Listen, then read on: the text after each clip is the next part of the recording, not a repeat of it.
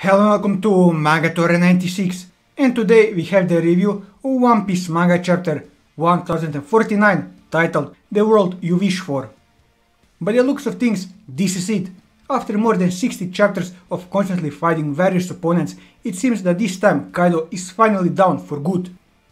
It only took 16 fighters if we include Momo, who got a hit on Kaido if nothing else, and Kaido lifting up and moving an entire island to reach this point where he is now seemingly defeated for good. With Kaido's little flashback that we got in this chapter being further proof of his defeat. This chapter, as opposed to the flashback from last chapter, did give us some really interesting and exciting new information about Kaido and his character, but it does feel like some crucial parts were purposely left out, which will indicate that maybe Kaido isn't down for the count just yet, as there is still more to explore in his past.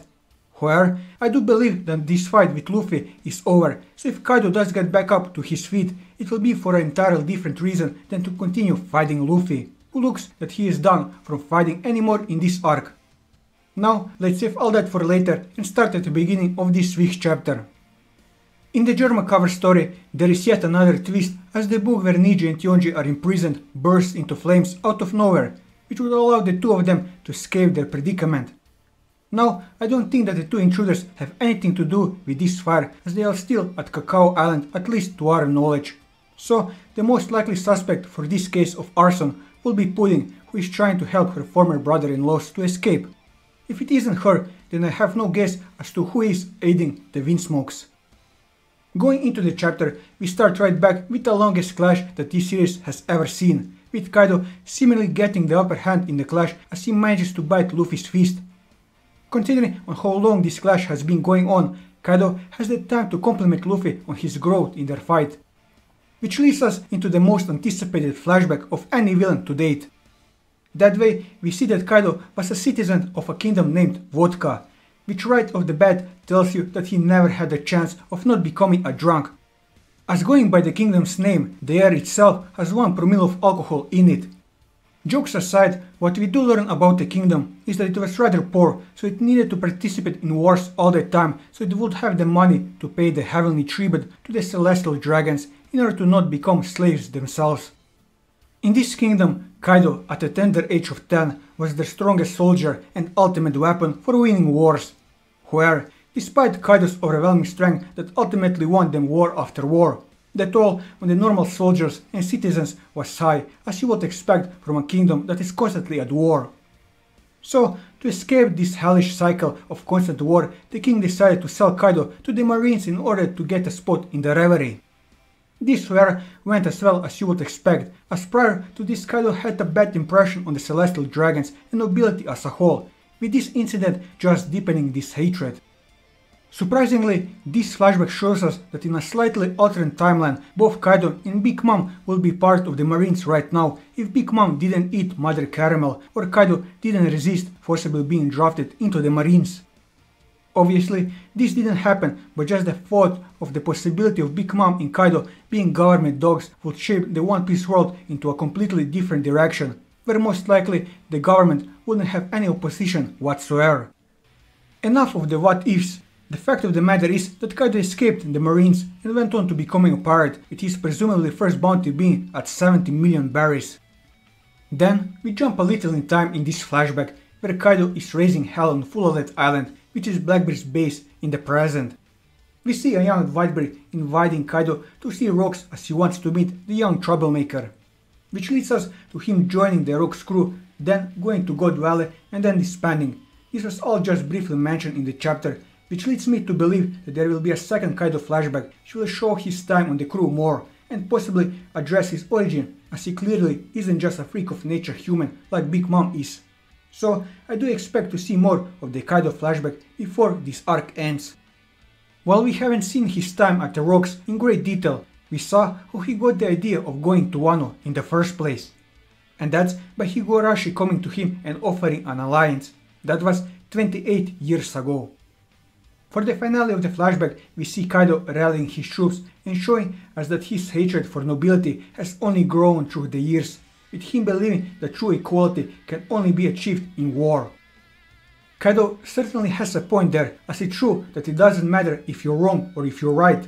It makes no difference if you're black or if you're white. All men are equal till the victor is won. No color or religion ever stopped a bullet from a gun.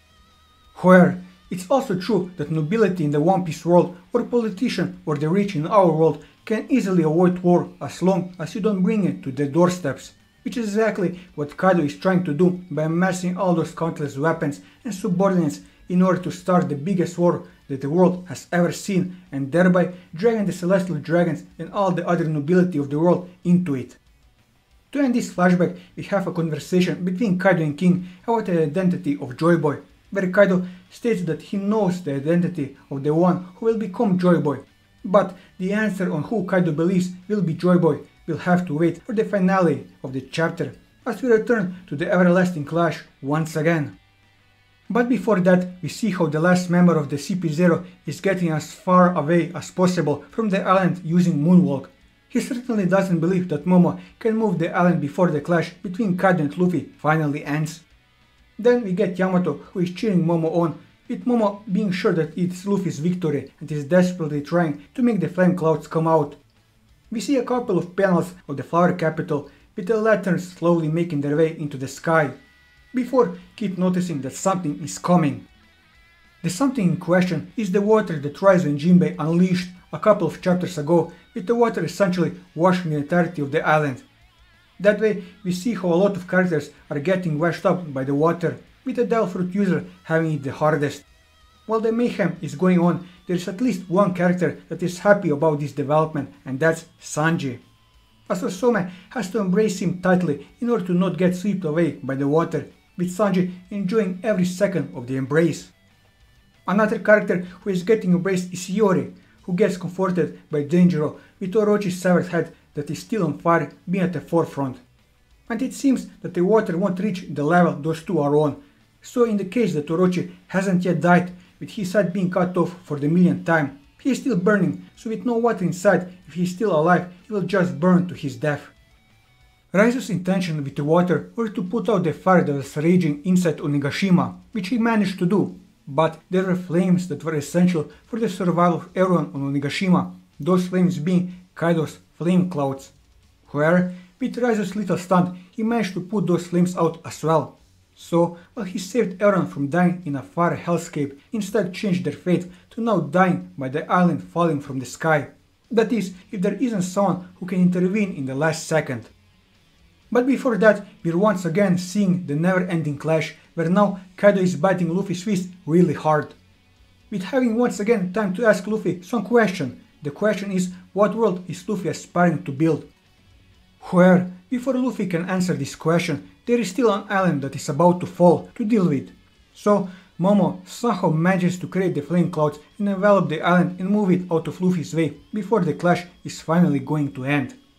With somehow being the appropriate word to use, as Momo himself doesn't have any idea on how he managed to pull this off, but that doesn't matter as results are the only thing that matter and he delivered at the last second. Speaking of results, it's time to see who will prevail in the back and forth between Luffy and Kaido. But before that, Luffy answers Kaido's question in a Luffy-like manner, and that's the world he wants to create is a world where his friends can eat to their heart's content. And in the same vein as the whole clash was going, it takes two whole epic double-page spreads to finish with Luffy sending Kaido crashing down into the ground, making a hole in the shape of Kaido's body in the process. For the final scene of the chapter, we get the answer on who Kaido believes is Joy Boy, with the answer being the one who can defeat him. With those memories in his head, he is falling to God knows where, considering on how strong Luffy's attack was. Meanwhile, Momo manages to land Onigashima safely just outside the flower capital, with him also landing on the ground exhausted. Luffy falling from the sky in what looks to be a pretty bad shape, and the citizens celebrating the end of the festival without being aware of what just transpired. We end this chapter. Now, the big question here is Kaido finally defeated and has the raid succeeded? I do believe that the answer to those questions is a resounding yes, but I also believe that Kaido will get back up. I don't believe that if Kaido gets back up that he will go after Luffy, as this chapter made it seem like he accepted his defeat at Luffy's hands. But I could see him having a conversation with Momo before him pulling a Zephyr from Film Z, where he will then go and confront all the government ships in order to not interfere with the man that Kaido believes is Joy Boy, as Luffy really doesn't look like he can move a muscle after this. And in that confrontation with the government ships, we could get the rest of Kaido's flashback that was left out in this chapter, with him possibly dying considering on how injured he already is, which not only would fulfill his wish of a meaningful death, as his death would mean saving Joy Boy, which will prove crucial for the future of the world, but it will also put a perfect end on the character that is Kaido. All in all, this is an excellent chapter which gives us some insight on Kaido's backstory, with seeing the end of Luffy vs Kaido and the end of the raid, which ultimately ended in success and not failure. And that'll be all for this video. If you like this video, leave a like, leave your thoughts in the comments below, or subscribe to the channel for more One Piece content as well as other manga content, and until next time, take care.